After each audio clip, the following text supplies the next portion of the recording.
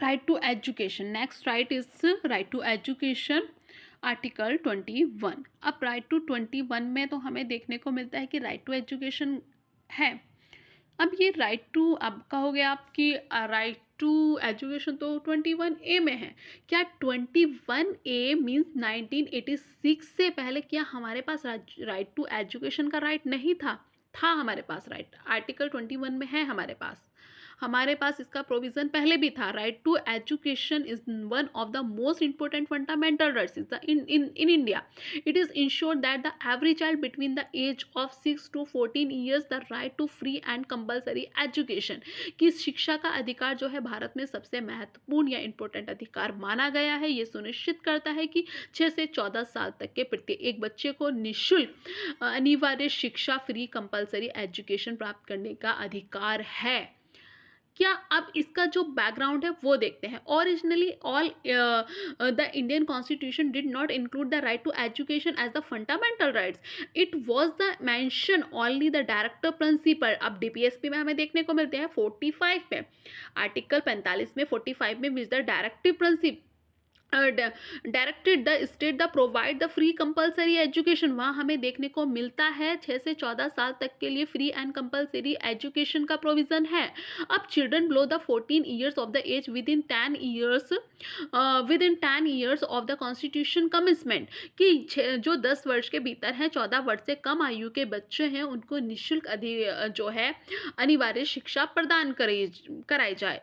अब यहाँ पर हमें इससे कि क्या प्रोविजंस तो हमारे पास था, आर्टिकल 21A से पहले भी हमारे पास राइट टू एजुकेशन का राइट था, बट क्या उसमें चेंज हुआ? 21 कैसे हमारा फंडामेंटल राइट बना? डायरेक्टर प्रिंसिपल में पहले भी था।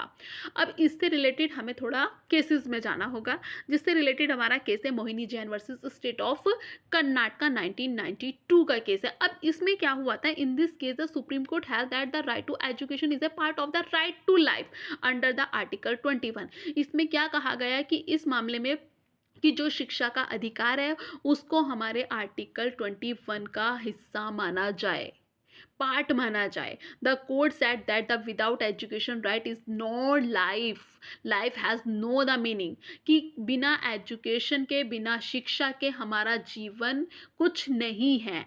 बिना जीवन के शिक्षा अर्धविहीन हो जाता है, बिना शिक्षा के जीवन जो है अर्धहीन है। तो the court said that the without education the right to life has no meaning, जीवन का कोई तत्व नहीं है, अस्तित्व नहीं है बिना एजुकेशन के। तो फर्स्ट टाइम मोहिनी जैन के केस में इसको रखा गया। अब इसी से रिलेटेड सेकंड केस हमारा Unni Krishna GP versus state of Andhra Pradesh का केस आता है 1993 में। 1993 में, एक साल बाद दिया जाता है। अब this landmark case judgment the clarified that the every children fundamental right the free education up to the 14 years age as the thereafter the education shall be the provide according to be the compulsory capacity of the state, according to the capacity of the state, कि यहाँ पर जो है 14 साल तक की आयु के बच्चों को निःशुल्क शिक्षा करने का देने का अधिकार है, और उनके पास शिक्षा राज्य क्षमता का अनुसार दी जानी चाहिए। जितनी भी स्टेट की कैपेसिटी है उसकी अकॉर्डिंगली शिक्षा दी जाए। अब यहाँ पर हमारा इन दोनों केसेस के बाद 86 कॉन्स्टिट्यूशनल अमेंडमेंट आता है, जहां इसको फंडामेंटल राइट्स बनाया गया। 2002 में आपका 86 अमेंडमेंट हुआ 2002 में। उसमें क्या होता है वो देखते हैं। Following the Unni Krishna case के जजमेंट को फॉलो किया इन्होंने 86 constitutional amendment at the 21A the constitution making the right to education fundamental rights is a state. अब the state shall be the provide free the compulsory education to all children the 6 and 14 years the such manner as the state may be the and determine, कि जो है उन्नी कृष्ण के case में कह दिया गया कि जो 2002 में जो आपका अमेंडमेंट आया कि जो आर्टिकल 21 है हमारा ए है संविधान में जोड़ा गया, और जिससे शिक्षा का अधिकार को मौलिक अधिकार आपका फंडामेंटल राइट्स बना दिया गया, right to education fundamental as states. अब यहाँ पर इसमें क्या ऐड किया गया है कि जो राज्य के 6 से 14 साल के बच्चे हैं उनको निःशुल्क एंड कंपलसरी शिक्षा जो है दी जानी चाहिए, जैसे कि राज्य के कानून निर्धारित करे, manner as the state and may be the law determine, जैसा भी हमारा लॉ डिटरमाइन करे।